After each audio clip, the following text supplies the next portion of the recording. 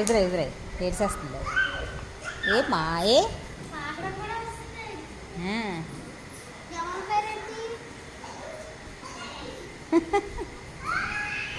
ఎలా చూస్తున్నాడు.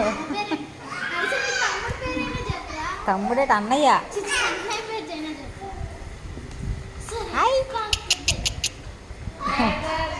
మళ్ళీ నిన్ను చూస్తున్నాడు మధ్యలో.